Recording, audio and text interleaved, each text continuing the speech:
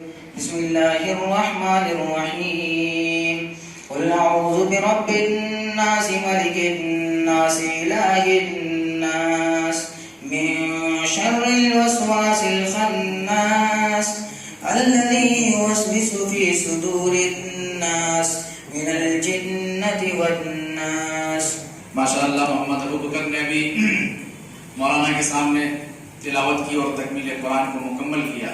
خصوصی خطاب حضرت مولانا جناب اظہر الاسلام صاحب ندوی دامت برکاتہم کا ہوگا. ماشاءاللہ آپ خطیب بھی ہیں اور حکیم بھی ہیں. اپنی خطابت کے ذریعے سے لوگوں کا روحانی علاج کرتے ہیں اور اپنی حکمت اور ڈاکٹری کے ذریعے سے لوگوں کا جسمانی علاج کرتے ہیں. ماشاءاللہ دونوں طرح کی ڈگری ہے مولانا کے پاس اور ماشاءاللہ مولانا کا خطاب بڑا ہی روحانی انداز کا ہوتا ہے اور ماشاءاللہ اللہ تبارک و تعالیٰ نے مولانا کے بیان میں بڑی تاثیر رکھی ہے اور مولانا کے بولنے کا جو انداز ہے بڑا ہی سادہ لہجہ اور لیکن سادگی کے ساتھ ساتھ با اثر لہجہ ہے. جو لہجہ بہت ہی مقبول ہے شہر کے اندر بھی. قرآن کے اوپر مولانا جیسے بولتے ہیں دل میں اترنے والی باتیں ہوتی ہیں اور ایسا لگ رہا ہے کہ دل میں بات کو اتار رہے ہیں. الحمدللہ الذي هدانا لهذا وما كنا لنهتدي لولا أن هدانا الله وهو الذي أرسل رسوله بالهدى ودين الحق ليظهره على الدين كله وكفى بالله شهيدا ونشهد أن لا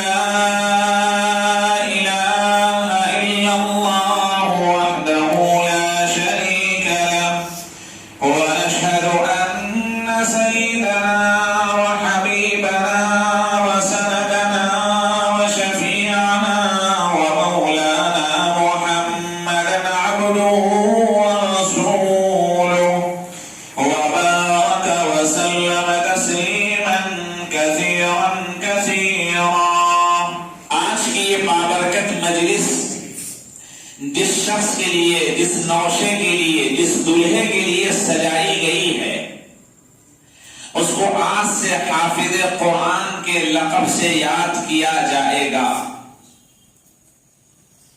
اور وہ خوش قسمت ہے جس کے بارے میں رسول پاک صلی اللہ علیہ وآلہ وسلم نے بے شمار فضیلتیں ارشاد فرمائی ہیں. کہیں یہ کہا کہ حافظ قرآن کا سینہ نبیوں کے سینوں کی طرح ہوتا ہے. من قرأ القرآن فقد استدرج النبوة بين جنبيه غير أنه لا يوحى إليه. جس نے قرآن پاک کو پڑھا اس کو یاد کیا اپنے سینے میں اس کو محفوظ کر لیا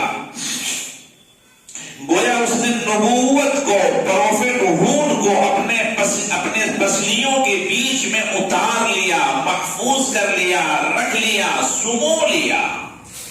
فرق صرف یہ ہے کہ سدرۃ المنتہا سے میسج آف گاڈ کو لے کر جبریل امین پروفٹس کے پاس پہنچتے ہیں لیکن اس انسان کے پاس جبریل تو نہیں آئیں گے لیکن جو پیغام امین کے ذریعے سے ان کو دیا گیا اس پیغام سے اس حافظ قرآن کا سینہ لبریز ہو گیا جس نے الحمد سے لے کر والناس تک اپنے سینے میں محفوظ کر لیا.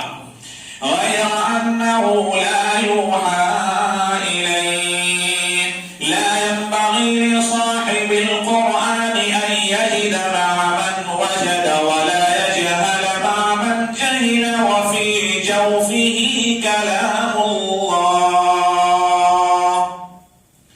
حافظ قرآن کے لیے یہ مناسب نہیں کہ وہ جاہلوں کی طرح جہالت والی گفتگو کرے باتیں کرے حرکات و سکنات ایٹیٹیوڈز دکھائے اور اس کی طرح وہ حرکتیں کرے جو بے طریقہ ہو جو اچھا نہ ہو کیونکہ اس کے سینے میں اللہ کا کلام آ گیا ہے محفوظ ہو گیا ہے. حضور پاک صلی اللہ علیہ وسلم نے ارشاد فرمایا من قال قرآن وعمل بما فيه ألبس والداه يوم القيامة جادا تاجا ضوءه أحسن من ضوء الشمس. جس نے قرآن پاک کو یاد کر لیا، اپنے سینے میں محفوظ کر لیا اور اس پر عمل بھی کیا، تلاوت بھی کی، مفہوم کو، معانی کو اور ان کے بلاغت کو، فصاحت کو، تمام طرح کی خوبیوں سے اپنی زندگی کو مزین کرتا رہا، کل قیامت میں اس کے والدین کو اللہ تبارک و تعالی ایسے تاج، ایسے جوڑے پہنائے گا، ضوء احسن من ضوء الشمس، سورج کی روشنی سے اس کی روشنی زیادہ بہتر اور تیز ہوگی.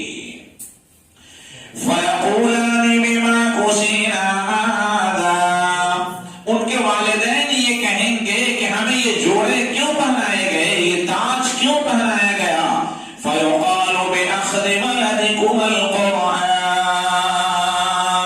اس سے کہا جائے گا کہ تیرے بیٹے نے قرآن پاک کو اپنے سینے میں محفوظ کر لیا، اللہ کی نعمت تمہارے اوپر ہو گئی، فیضان ربی تیرے اوپر ہو گیا.